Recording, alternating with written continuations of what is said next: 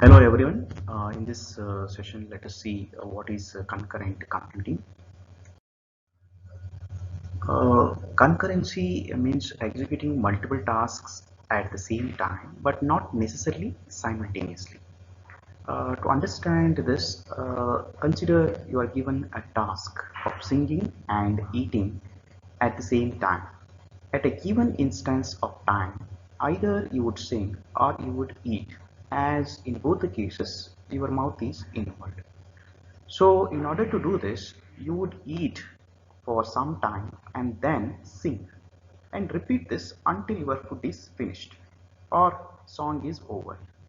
So, you are performing the tasks concurrently.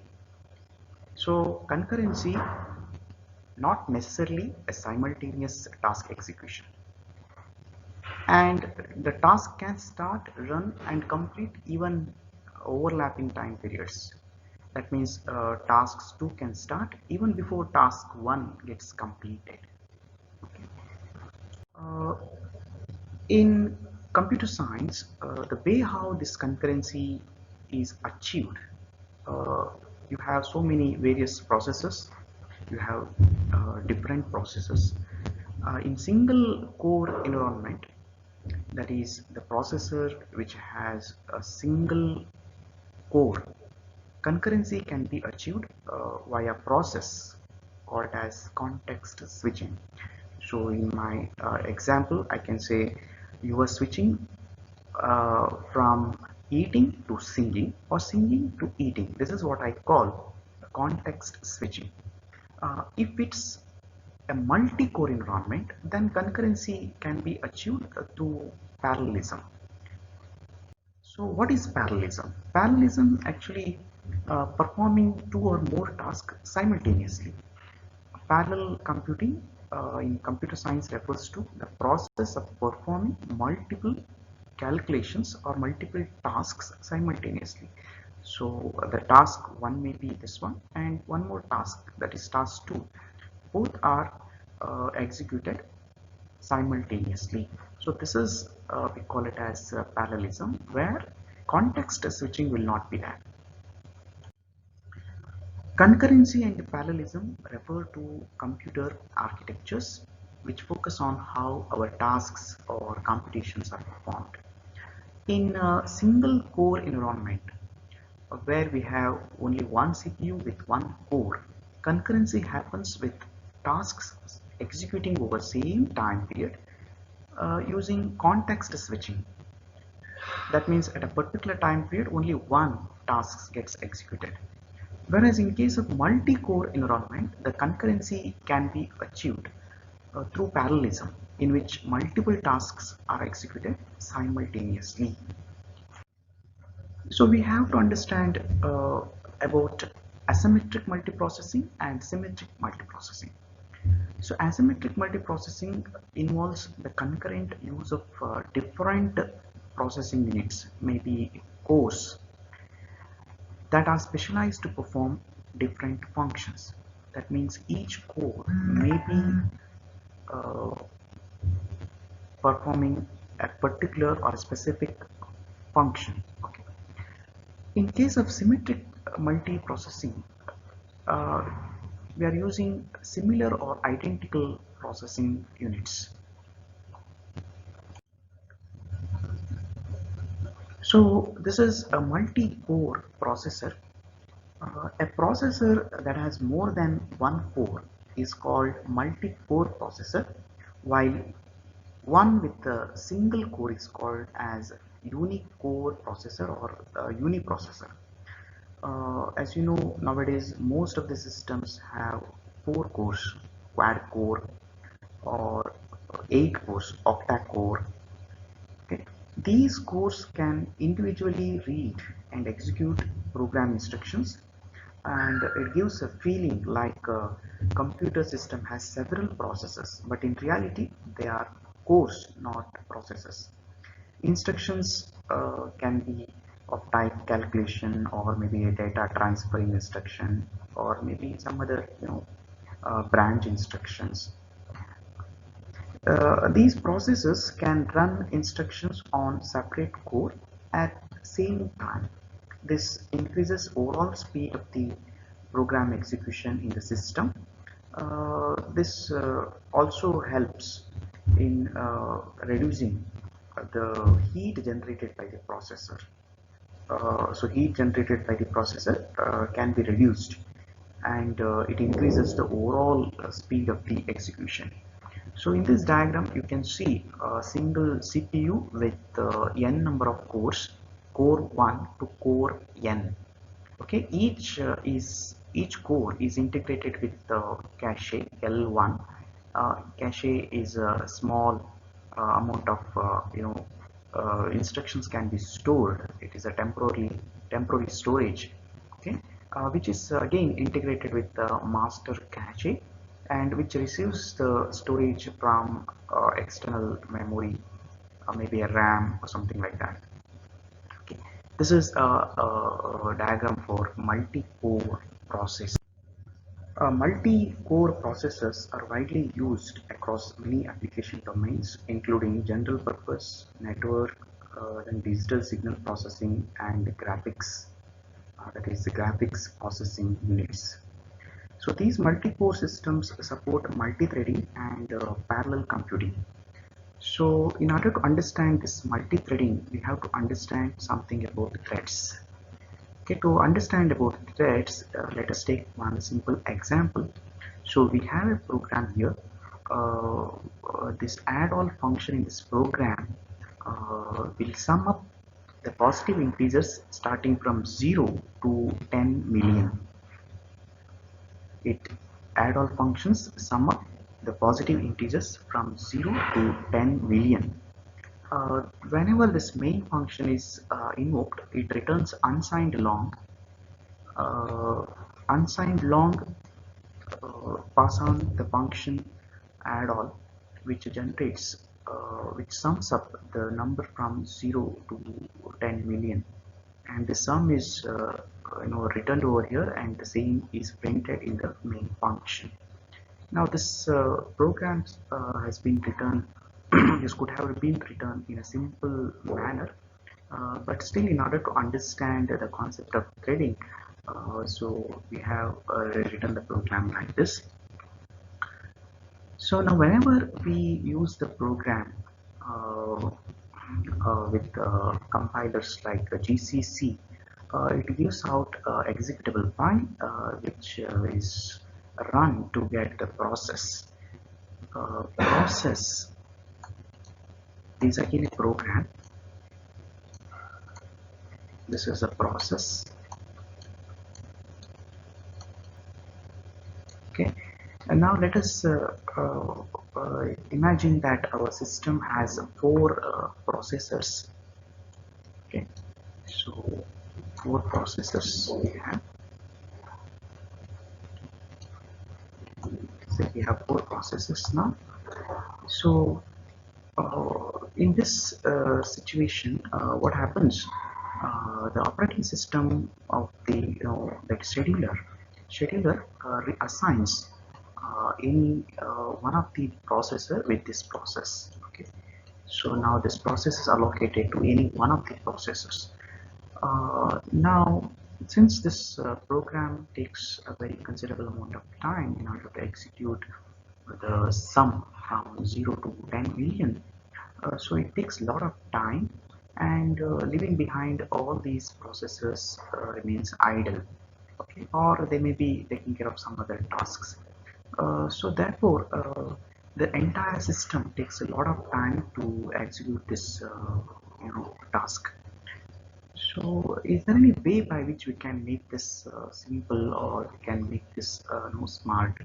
So yes, we can. We can do what we can do here is that we just divide this 10 million by 4 in order to get 4 quarters of 2.5 each. 2.5 each.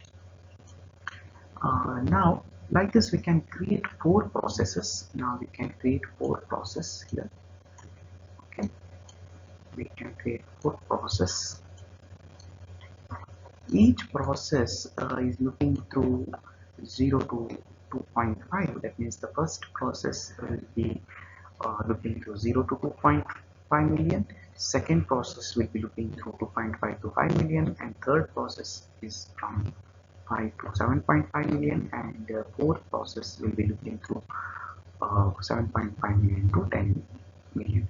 Now, the scheduler can assign each process with individual processors now, and as a result of which this the entire task can be completed in uh, that is 1/4 of the time, that is whatever the time it was consuming earlier, so we can reduce it by 1/4. So it may be 4 times faster than the previous scenario. So all the four processes will execute, and they can complete the task in order to get the complete program, to sum up all the numbers from 0 to 10 million. But when you use this type of four processes, each working on a single processor, then every time the operating system has to call in order to, that is system calls, it requires four system calls here in order to create each process. Every time when it creates the process, that is OS has to call a system call. So this becomes the overhead on the part of this system, okay, on the part of operating system. So and at the same time, these processes are completely isolated. Each process is completely isolated from other processes.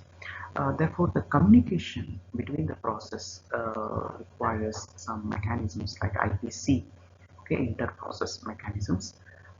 So so that again requires system calls. So that becomes overhead for the operating system. So in order to address this problem, so we can think of one more smartest way by which we can reduce the time as well as we can reduce the overhead. So that is nothing but, so we can create one process, and within which we can have four threads. Okay, we can have four threads. So within a single process we can have four threads now. And then what is this thread? Thread is nothing but it's an execution entity. Okay, so like that we can have four threads, and each thread is assigned to or allocated to each processor now. So each, so we have four processors, and now this first thread is assigned to the first processor, and second to the second, and third processor, and fourth thread is assigned to fourth processor. So what is the flexibility here is that the process has its own stack and heap, and it has got its own memory space, right? So now this each thread within this process will share the common process. Okay, so all that stack and space, memory space, are shared by these four threads, and as a result of that, overhead will be reduced on the operating system, and it needs only one system call. Okay, only one system call is required in order to create this parent process, and the intercommunication between the thread is also very easy. Okay, so as they are all four threads are within the single process, the communication is possible between these threads, and this is what the multi-threading we call it as. So so using the threads, we can make the applications to run quickly and on in multi-core environments or in distributed systems. Okay, So if you look at a single thread, if you look at the single process, it looks like this, which here in this diagram you can see there are three different threads in a single process. Okay, so separate the streams of execution within the single process. Threads in the process not isolated from each other, whereas the processes, if you have four processors, then all the four processors are isolated, whereas here in the single process, threads are not isolated. Okay, so each thread state contains registers and stock, and they share the common set of codes. This is what and you can see here the data and files of the uh, process, and each thread has got its own registers and a stack. Okay, so these data and files are shared by all these threads, so communication becomes very easy in this case. Now finally we understood about the threads. Now let us try to define this processing thread. Process means any program that is in execution. Okay, and the thread is a segment of that process. It is nothing but an execution entity, which means a process can have multiple threads, and these multiple threads can contain contained within a process. Threads takes less time to terminate as compared to process, and therefore we call it as a lightweight. Okay, lightweight, whereas the process are very heavy. uh, like process, threads do not isolate. Thread is an execution unit or entity that is a part of a process. A process can have multiple threads and all will be executing at the same time. It is a unit of execution in concurrent programming. Thread is lightweight and can be managed independently by scheduler. It helps you to improve the application performance using parallelism. Now here you can see the relationship between the process and the thread. So we have taken a single process in which we have different threads executing. So the first thread we call it as the parent thread or main thread. Okay, which is nothing but the we have it has a local thread storage and some instructions or program counter, and these threads create other threads. Yes, master threads can create other threads, and when you look at the execution timeline of these threads, the threads can start, even they can overlap each other, and they can start at the same time, or even in the, you can see here the third thread has started soon after the first thread stopped execution. So all these threads are sharing the common memory of the process, and this is the relationship between the process and the thread. Now, if you want to compare these threads versus process, a thread has no data segment or heap, whereas the process has a code, heap, stack, and other segments. A thread cannot live on its own. It needs to be attached to a process. Okay? A process has at least one thread. Of course, a single thread is required. Okay, it should always be there. Or a process can have multiple threads, but a single thread is a must. There can be more than one thread in the process. Each thread has its own stack. Threads within the process can share same code and files. If a thread dies, its stack is reclaimed, but if a process dies, all threads will die. So this is very important. If the process dies, all thread will die, because each thread itself is a process.